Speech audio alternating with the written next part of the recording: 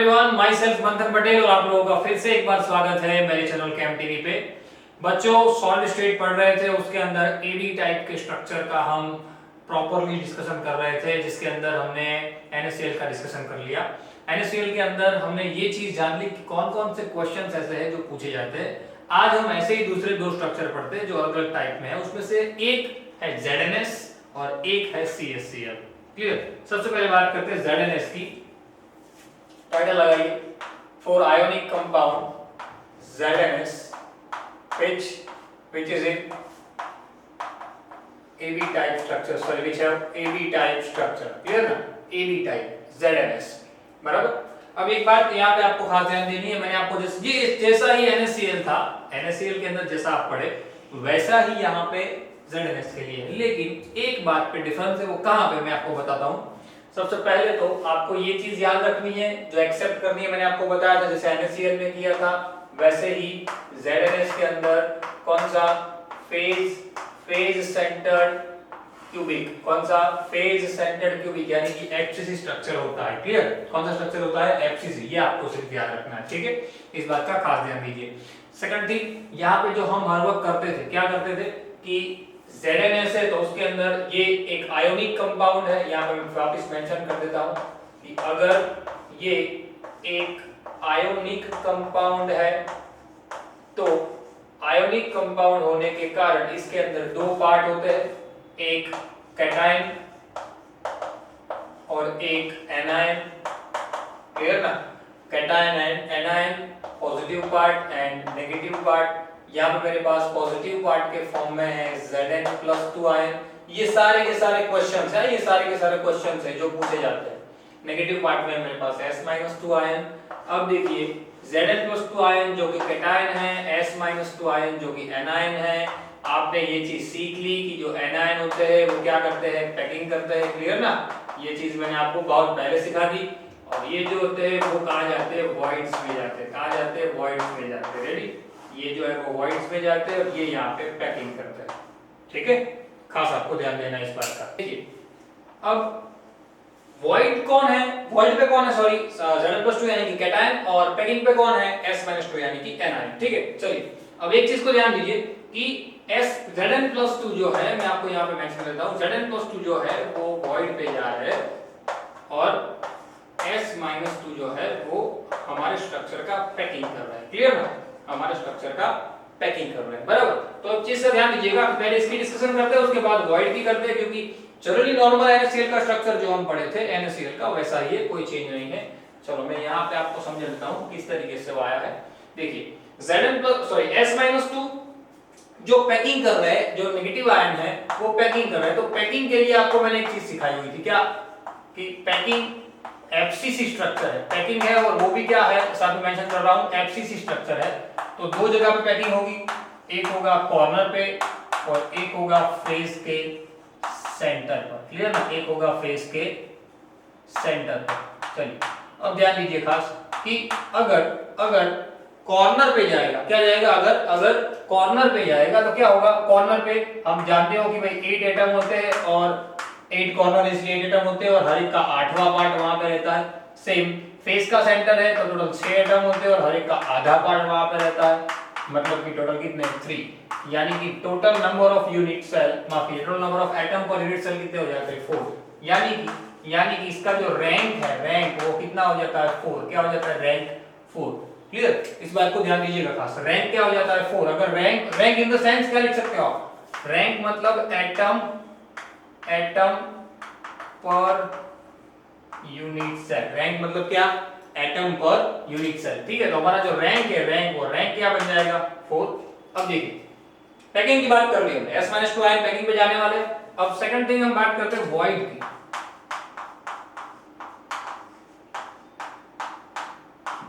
देखिए generally NaCl के structure के अंदर हमने पढ़ा था FCC होता है, ऑक्टेट होता है, लेकिन यहाँ पे वॉइड की हमें बात करनी है। वो वॉइड की वजह से ही वो NaCl के स्ट्रक्चर से ZnS का स्ट्रक्चर थोड़ा अलग होता है, बाकी सब कुछ आपको सेम दिखेगा। यहाँ पे जो वॉइड होते हैं वो वॉइड रहते हैं अल्टरनेट टेट्राहेड्रल पोजीशन पे रहते हैं। अल्टरनेट टेट्राहेड्रल का मतलब क्या? देखिए मैं आपको ड्रॉ करके समझाता हूँ। जैसे ये हमारा क्यूब है, ठीक है ना।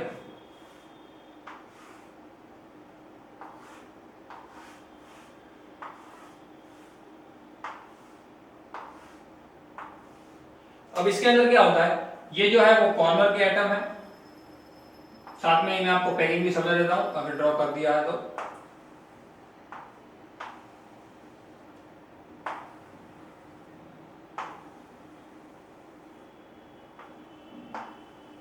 ठीक है, चलिए ओके, चलिए यहां पे ध्यान दीजिए खास। अब साथ में फेस का सेंटर भी है, तो फेस सेंटर भी मैं दिखा देता हूं।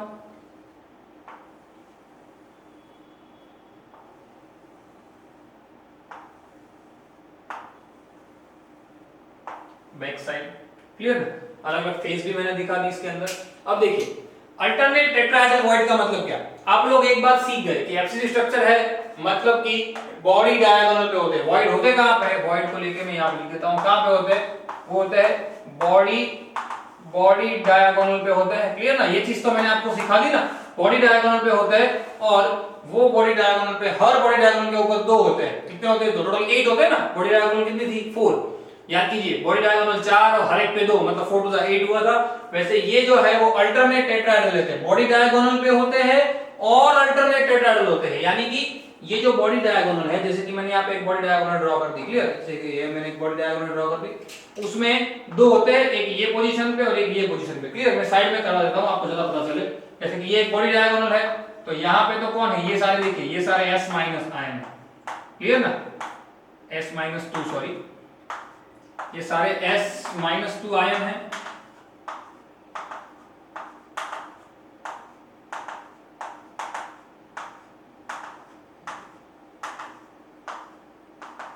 क्लियर, ये सब के सब क्या है, S-2 आयन है। और इसके साथ हमारा जो वॉइड जाने वाला है वो बॉडी डायगोनल में जाने वाला है, मतलब कि ये S-2, तो इस एंड पे भी S-2 है। पर जो वॉइड होने वाले दो, हर बॉडी डायगोनल पे दो होते हैं, मैंने आपको पढ़ा दिया एफसी में 8 होते हैं वो। तो वो क्या होता है, अल्टरनेट टेट्रा, मतलब कि यहाँ पे टेट्राहेड्रल है तो यहाँ पे कोई नहीं होगा। क्या क्या, यहाँ पे अगर टेट्राहेड्रल है तो यहाँ पे कोई होगा नहीं, मतलब कि अल्टरनेट होगा। यहाँ पे एक टेट्राहेड्रल होगा तो यहाँ पे कोई होगा नहीं, मतलब कि यहाँ पे Zn+2 होगा, यहाँ पे कोई नहीं होगा। क्लियर, इस तरीके से क्या होते हैं, वो अरेंज होते हैं। यानी कि वॉइड की जो अरेंजमेंट होती है, वॉइड की अरेंजमेंट किसके ऊपर होती है, बॉडी डायगोनल के ऊपर। तो यहाँ से एक चीज आप लोग पहले सीख लिए कि भाई हमारे यूनिट सेल और एटम पर यूनिट सेल कितने हैं मेरे पास, 4। क्लियर ना, एटम पर यूनिट सेल कितने हैं मेरे पास, 4। पैकिंग पे S-2 कितने जा रहे हैं, 4। मतलब कि S-2 एटम कितने हैं, 4।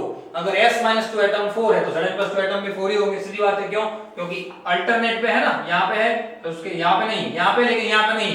तो सेम अगर दूसरी डायगोनल जा रही होगी तो वो भी कितने होंगे, 4 ही होंगे। सही है कि नहीं, क्लियर। देखिए रैंक अगर 4 है, S-2 एटम, उसके टोटल S-2 एटम 4 है, तो नंबर ऑफ वॉइड भी कितने हो जाएंगे, यहाँ पे 8। यानी कि मैं लिख सकता हूँ Zn+2 जो एटम है वो भी कितने हो जाएंगे, माफ कीजिए कितने हो जाएंगे, 4। क्लियर, यानी वॉइड जो है वो वॉइड कितने हो गए, 4। ये सीधा भी समझ सकते हो आप, क्लियर ना, कि अगर टोटल 8 है, टोटल कितना है, देखिए मैं आपको नॉर्मल लिख देता हूं, क्योंकि भाई टोटल वॉइड्स कितने होते हैं, 8 एफसीसी के अंदर, एक बॉडी डायगोनल पे 2, ऐसी 4 बॉडी डायगोनल, मतलब टोटल कितने होते हैं, 8 है। और 8 में ये स्ट्रक्चर टोटल 8 होते हैं, लेकिन ये स्ट्रक्चर के अंदर क्या होता है, अल्टरनेट टेट्राहेड्रल, मतलब कि एक छोड़ के एक, यानी 8 है, फिर 1 है, तीसरे पे है, पांचवें पे है और सातवें पे है, मतलब यहाँ पे टोटल 8 होते हैं, लेकिन हमारे स्ट्रक्चर के लिए वो कितने हो जाएंगे, 4। कितने हो जाएंगे, 4। सही है कि नहीं, सीधा भी समझ में आ जाता है ना कि टोटल वॉइड अगर 8 है तो ये स्ट्रक्चर के, तो उसके वॉइड कितने हो जाएंगे, 4। ठीक है, यानी number of atom per unit cell कितने हो जाएंगे, Zn+2 4। सेम अगर S-2 है वो भी 4। तो एक क्वेश्चन यहाँ पे ये भी आ जाता है कि भाई ZnS के अंदर number of atom per unit cell कितने होते हैं, 4। सिंपल है, Zn+2 4 है, S-2 4 है, तो ये जो है स्ट्रक्चर वो भी कितना आएगा हमारे पास, 4। अब एक और बात आती है, वो है कोऑर्डिनेशन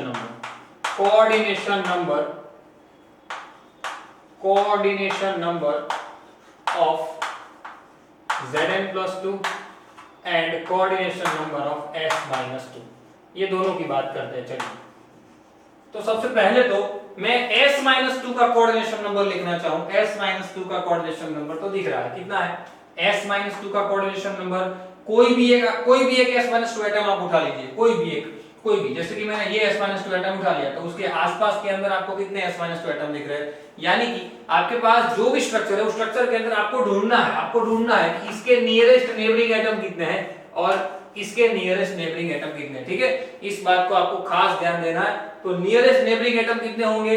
जो S-2 और Zn+2 है, दोनों के कितने होंगे? 4 होंगे। क्यों 4 होंगे? समझिए, देखिए मैं आपको सीधा समझाता हूं।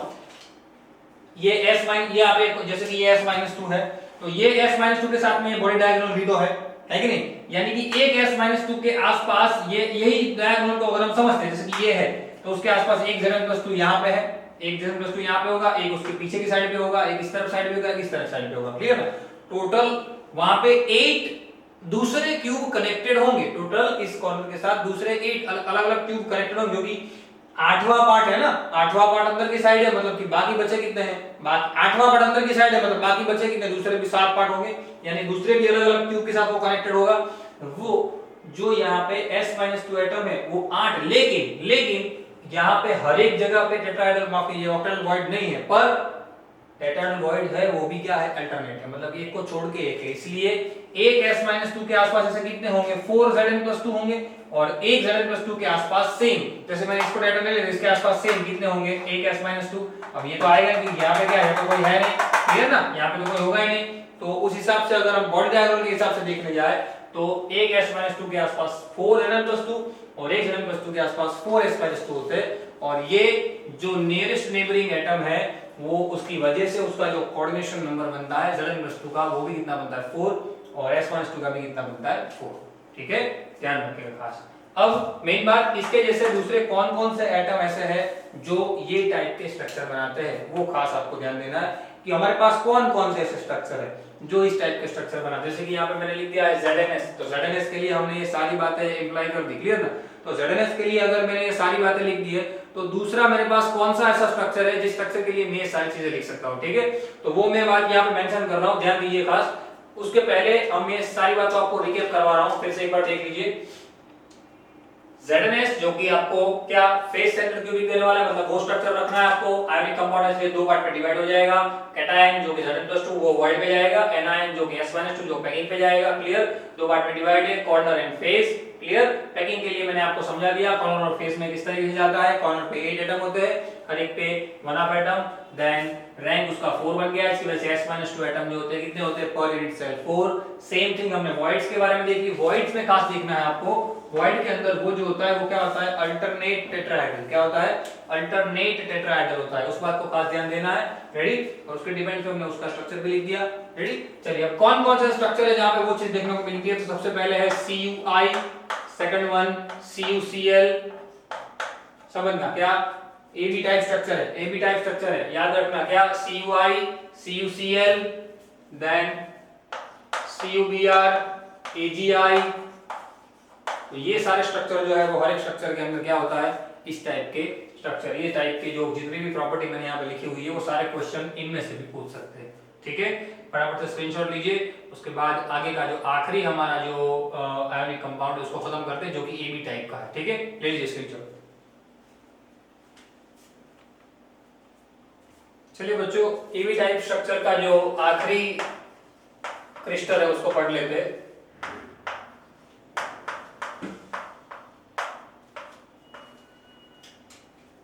टाइटल लगाइए CsCl। CsCl, clear. अब ये जो है वो NaCl से किस तरीके से अलग है, पहले हम डिस्कस कर लेते हैं। ZnS के बारे में तो हमने बात कर ली। NaCl से इस तरीके से अलग है कि NaCl का जो स्ट्रक्चर होता है उसके अंदर Na+ ऊपर की साइड होता है। जैसे आप नीचे जाते हो वैसे CS+ आता है। क्लियर, रेडी, जैसे जाते हो वैसे, और जैसे नीचे जाते हो वैसे आप एक चीज पढ़ गए क्या कि साइज जो है वो साइज के अंदर क्या होता है? इंक्रीमेंट आता है, साइज बढ़ती है। तो ये केस के अंदर CsCl वाले केस के अंदर CS एंड Cl वो अप्रोक्सीमेटली CS प्लस NCl बन से अप्रोक्सीमेटली क्या रहते हैं, सेम रहते हैं। जैसे हमने NaCl के अंदर क्या बताया था कि जो बड़े बड़े एटम होते हैं, ऐसा हमने बताया था, ये जो बड़े एटम होते हैं, ये बड़े एटम के बीच में मेरा पॉजिटिव आयन फंस जाता है, यहाँ पे नेगेटिव आयन होता है, और यहाँ बीच में क्या होता है, पॉजिटिव आयन बीच में यहाँ पे फंस जाता है, देखिए यहाँ क्लियर। सो बीच में पॉजिटिव आयन जैसे वैसे यहाँ पे क्या होगा, CSCl जो है, CSCl उसमें ऐसा नहीं होगा, उसमें अप्रोक्सीमेटली दोनों का जो लेंथ, माफ कीजिए, दोनों की जो साइज होती है वो क्या रहती है, सेम रहती है। रेडी, तो यहाँ पे देखिए क्या होता है कि CSCl CSNCl उस दोनों के अंदर भी जैसे हमने आगे किए वैसे ही पार्टीशन हो जाते हैं कि भाई वो अगर एक आयोनिक कंपाउंड है, शॉर्ट में लिख रहा हूं, तो दो पार्ट में डिवाइड हो जाएंगे, एक हो जाएगा कैटायन, एक हो जाएगा एनायन, क्या, एक हो जाएगा कैटायन और एक हो जाएगा एनायन। कैटायन जो है, कैटायन, वो कैटायन के लिए हमको बात करनी है, और एनायन जो है उसके लिए हमें बात करनी है, समझना। कैटायन जो है वो कैटायन क्या है हमारे पास, CSCl के अंदर कैटायन कौन रहेगा, CS+1, और एनायन कौन रहेगा, Cl-, यानी कि ये दोनों में से पैकिंग कौन करेगा हमारी, Cl-, और वॉइड किससे जनरेट होने वाले, CS+।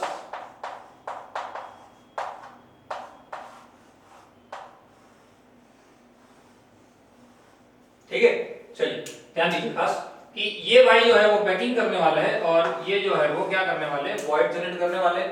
अब यहाँ पे एक चीज को ध्यान देना है खास कि यहाँ पे स्ट्रक्चर जो बनता है वो कौन सा बनता है, BCC। कौन सा स्ट्रक्चर बनता है, BCC।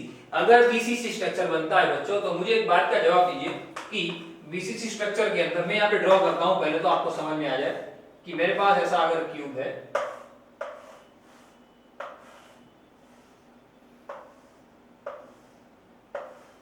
जिसके अंदर BCC मतलब कि बॉडी के सेंटर के अंदर एक एटम है, और उसके आसपास कितने एटम हैं, टोटल 8 एटम है कॉर्नर पे, क्लियर, और एक बॉडी के सेंटर में है। तो पैकिंग कौन करेगा, पैकिंग कौन करेगा, Cl- आयन, सीधा है। अगर Cl- आयन पैकिंग करेंगे तो ये सब के सब जो है वो क्या आ जाएंगे, Cl- आयन।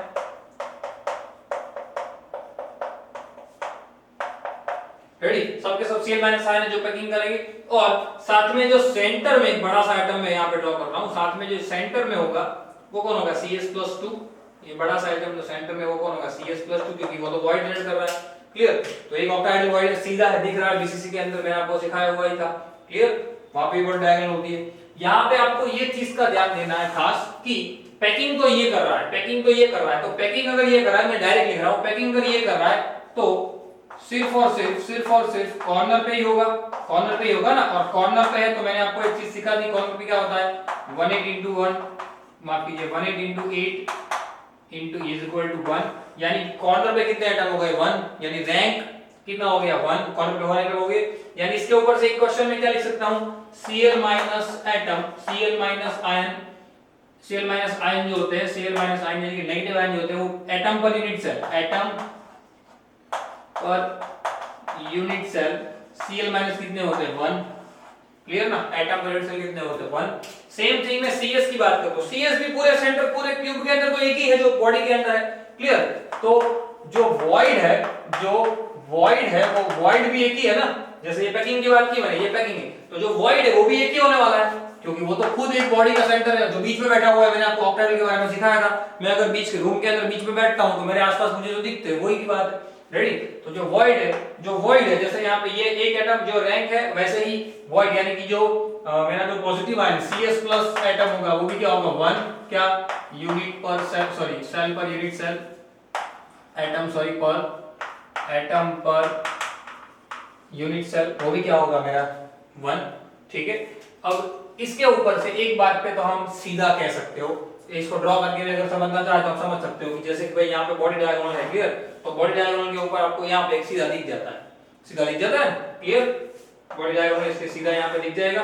अब यहाँ पे क्या होता है कि जो कोऑर्डिनेशन नंबर है, क्या, उस पे आपको खास ध्यान देना है। कोऑर्डिनेशन नंबर जो है अलग अलग का, जैसे मैं बात करता हूँ सबसे पहले CS+ का, उसके बाद Cl- का, तो वो कोऑर्डिनेशन नंबर क्या रहता है, सबसे पहले तो आप सोचो, आप खुद से सोचो कि इसका कोऑर्डिनेशन नंबर रहेगा। कोऑर्डिनेशन नंबर का मतलब क्या कि भाई उसके आसपास कितने एटम है, आसपास कितने एटम है। बॉडी डायगोनल के ऊपर जैसे मैंने बॉडी डायगोनल ड्रॉ की तो बीच में एक ही एटम है, बीच में CS+ एक है, यहाँ पे Cl- है, क्लियर। तो आप एक चीज खुद से सोचिए कि उसका कोऑर्डिनेशन नंबर होगा क्या, और आप उस बात को कमेंट सेक्शन के अंदर लिखिए तो पता चले कि आपको कितना समझ में आया। चलिए मैं आपको समझाता हूं। जैसे कि CS+2 आयन का कोऑर्डिनेशन नंबर देखने जाए तो CS+ तो सेंटर में है, सेंटर के आसपास कितने हैं, 1, ये 2, ये 3, ये 4, 5, 6, 7 और 8। क्लियर ना। सेंटर से अलग अलग 8 एटम ऐसे हैं जो उसके आसपास जो कनेक्टेड है, बाकी कोई अब है ही नहीं, मतलब कि ये कितना है 8। सेम Cl- की बात करें तो ये Cl- है, Cl-18 पार्ट यहां से बता देखिए, Cl- का कितना 8वां टुकड़ा एक क्यूब में है, तो उसके आसपास दूसरे 7 टुकड़े होंगे, मतलब कि उसके आसपास भी कितने होंगे, Cl- के आसपास भी 8, यानी कि coordination number of Cl-8 and coordination number of CS+, वो दोनों कितने हो जाएंगे 8। ठीक है, समझ में आई बात। अब बात करते हैं रिलेशन उसका, जो मैंने यहाँ पे डायगोनल ड्रॉ की वो मैं आपको यहाँ पे सीधा ड्रॉ कर दूं, आपको समझ में आए। चलिए एक डायगोनल मैंने यहाँ पे ड्रॉ कर दी। अब यहाँ पे क्या होता है, जैसे कि यहाँ पे है Cl- एटम, यहाँ पे भी है Cl- एटम, तो वो एटम तो यहाँ पे मैं जैसे कि उसका हाफ पार्ट ड्रॉ कर रहा हूँ, फिर हाफ कर रहा हूँ, समझना वो पूरा, ऐसे समझना वो पूरा है, तो वैसे ही यहाँ पे भी उसका हाफ पार्ट आएगा ऐसे। क्लियर। अब एक्चुअल में मैंने दो बड़े एटम दिखाए पर वो होते नहीं है, बस वही चीज आपको मैं मेंशन दिमाग में घुसे इसलिए बता रहा हूँ। यहाँ पे दो बड़े एटम के साथ बीच में ऐसा छोटा एटम अगर मैं दिखा दूं तो ये चीज यहाँ पे नहीं होती है। मैंने आपको पहले भी यहाँ पे ड्रॉ करके दिखाया कि इसके जैसा नहीं होता है, ये NaCl का स्ट्रक्चर। यहाँ पे डायगोनल बनती है ऐसी, समझना क्या, यहाँ पे जो साइज का एटम होता है वही साइज का कैटायन होता है, वही साइज का एनायन होता है। क्लियर। अप्रोक्स तीनों की साइज क्या रहती है, सेम। यानी कि समझ रहे हो बच्चों, बहुत अच्छी तरीके से समझना, यहाँ पे जो बॉडी की डायगोनल आपको दिख रही है, वो बॉडी की डायगोनल पे सपोज ये मेरा नेगेटिव आयन है Cl-, ये भी नेगेटिव आयन है Cl-, तो बीच में ये CS+ आयन है। क्लियर। तो इसको मैं अगर R पॉजिटिव कहता हूं, इसको भी मैं अगर R पॉजिटिव कहता हूं, समझना ये दोनों क्या है R पॉजिटिव, तो ये R नेगेटिव होगा। तो ये जो बॉडी की डायगोनल है, मैं जब एज लेंथ लिखता था तब मैं A लिखता था, एज लेंथ क्या लिखता था A, क्योंकि ये A था। याद करो बॉडी, ये जो बॉडी की डायगोनल है उसको आपने क्या कहा, √3 है। क्या कहा था आपने, √3 कहा था। इस पूरी बॉडी की डायगोनल को जब हमने पाइथागोरस अप्लाई किया तब याद करो क्या बना था, वो क्या बना था √3। सो ये जो है वो क्या हुआ, √3 हुआ। रिलेशन हुआ √3 is equal to R plus R, 2R R minus R, minus R दो बार होगा, 2 माइनस R यानी 2 common, R plus R minus is equal to √3a, is equal to √3a। ठीक है, याद कीजिए इस बात को जो मैंने आपको बताया कि खास क्या ध्यान देना है, ये जो बात है वो उस पर मिस्टेक ना हो कहीं पे भी। ये जो है आपको समझ में आ गया तो आपको सब कुछ समझ में आ जाएगा। क्या ये चीज नहीं होती है, इसलिए मैंने आपको ड्रॉ करके बताया कि बच्चे ये समझ लेते हैं बीच में एक एटम फंस गया वॉइड में, तो वॉइड छोटा ही होता है, तो इसमें ऐसा नहीं होता, इसलिए मैंने यहाँ पहले मेंशन किया।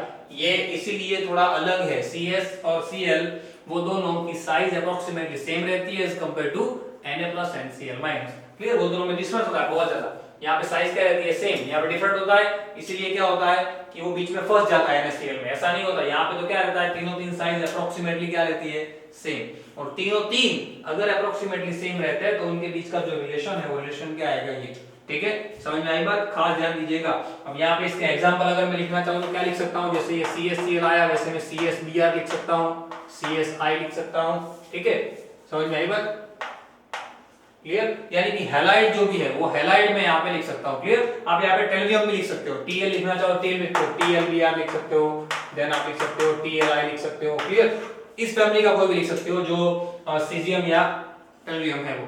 ठीक है, समझ में आई बात। तो इस बात को खास ध्यान दीजिएगा, ये चारों चार इसके एग्जांपल है। ये एग्जांपल मैं लिख सकता हूं किसकी कंपैरिजन में, मैं लिख सकता हूं CsCl की कंपैरिजन में। क्लियर। ये सारी बातें मैं इन चारों के लिए भी अप्लाई कर सकता हूं। तो देखिए बहुत सारे क्वेश्चन पूछे जा सकते हैं। हमें सिर्फ अभी तो हमने सिर्फ क्या पढ़ा है, AB टाइप का स्ट्रक्चर पढ़े। AB टाइप के हमने 3 स्ट्रक्चर पढ़े, याद कीजिए, फिर से रिकैप करवा रहा हूं। 3 स्ट्रक्चर पढ़े, एक NaCl, देन आफ्टर दूसरा इसके पहले का ZnS, then after CsCl। Clear. तो ये स्ट्रक्चर के अंदर अलग अलग बातें थी, अलग अलग क्वेश्चन निकल सकते थे, वो सारे क्वेश्चंस का मैंने यहाँ पे डिस्कशन कर लिया। AB टाइप के स्ट्रक्चर में से निकलने वाले क्वेश्चन, एक्चुअल में ये छोटा सा टेबल ही है, लेकिन इस छोटा सा टेबल उसके अंदर इतने सारे क्वेश्चन नहीं दिए हैं। किस तरीके से आए, कैसे आए, मैंने आपको सारी बातें एलेबोरेट की। यानी कि अब आपको कोई भी क्वेश्चन ट्विस्ट करके पूछे तो आप ये सारी बातें लिख सकते हो, सारी बातें सोच सकते हो, ठीक है। नेक्स्ट लेक्चर के अंदर हम करने वाले हैं AB2 एंड A2B टाइप के स्ट्रक्चर, ठीक है। खास ध्यान रखना, मिस्टेक ना हो, हमें ये सारी बातें, वो तो भूलना ही नहीं है कभी, ये सारी बातें प्रॉपरली लिख के लर्न करनी है। 2 टाइम लिख के करो, ज्यादा बेटर रहेगा। क्लियर? जितना खुद से लिखोगे, जितना खुद से नोट्स बनाओगे, वो ज्यादा आपके लिए ही ज्यादा बेटर रहेगा, ठीक है। उतना ही ज्यादा आप सोच पाओगे, जितना आप ज्यादा विजुलाइज करोगे, जितना ज्यादा विजुलाइज करोगे उतना ज्यादा आप प्रॉपर लिख पाओगे, और वही चीज आपको बहुत आगे लेके जाएगी, ठीक है। मिलते हैं अगले लेक्चर के अंदर। Till then, thanks a lot.